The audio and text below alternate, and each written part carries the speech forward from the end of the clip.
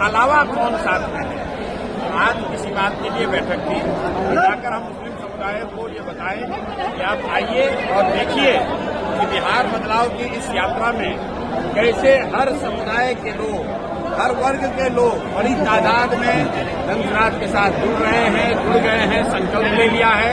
अब आप जो पहले से जुड़े हुए हैं, आप कहीं पीछे न रह जाए, इसके लिए आज उनसे संवाद किया गया और आपने जो लोगों का कहना था वो आपके सामने सुना। एम बाई समीकरण को आप लोग नुकसान करने की कोशिश लोग एक ही समीकरण मानते हैं। वो समीकरण है विचारधारा आधारित समीकरण, कि जो लोग भी भाजपा से विचारधारा के आधार पर लड़ रहे हैं उनका समीकरण होना चाहिए। और इस देश में आधे से ज्यादा हिंदू विचारधारा के आधार पर भाजपा के साथ नहीं है, भाजपा से इत्तेफाक नहीं रखते हैं। तो जनसुराज का फॉर्मूला MY सब फॉर्मूला नहीं है। जनसुराज का फॉर्मूला ये है कि जो भी हिंदू, जो आधे से ज्यादा है, जो विचारधारा के आधार पर गांधी, बाबा साहब अम्बेडकर, लोहिया, जयप्रकाश विचारधारा के मानने वाले हिंदू जो भाजपा से लड़ रहे हैं, वो मुसलमानों के साथ मिलकर सामाजिक राजनीतिक गठजोड़ बनाएं।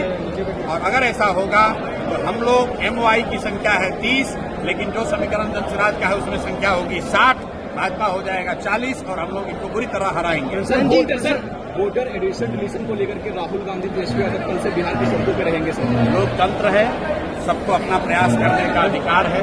हम 3 बरस से पैदल चल रहे हैं, वैसे उनको भी अधिकार है, वो भी अपना जाकर प्रयास कर सकते हैं। इसमें दिक्कत क्या? किसान जी, विधानसभा चुनाव में मुस्लिम समाज और दूसरी समाज को कितनी हिस्सेदारी मिलेगी जनसुराज की तरफ से? मुस्लिम समाज के लिए अलग से कुछ कहने की बात ही नहीं है। जनसुराज के संविधान में लिखा हुआ है कि जिसकी जितनी संख्या है उसको उतनी भागीदारी मिलेगी।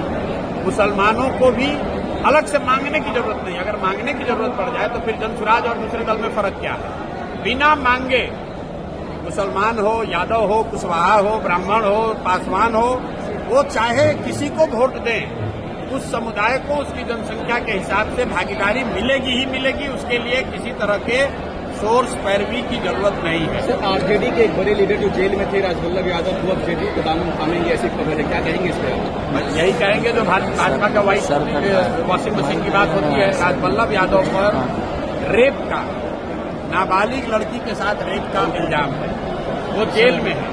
उनको सरकार की बिना मदद के बाहर तो निकाला नहीं जा सकता है। लेकिन वहां नवादा में जो जदयू के नेता थे कौशल यादव, वो छोड़कर चले गए राजद में, और राजद वाला अब छोड़कर आ रहा है जदयू में।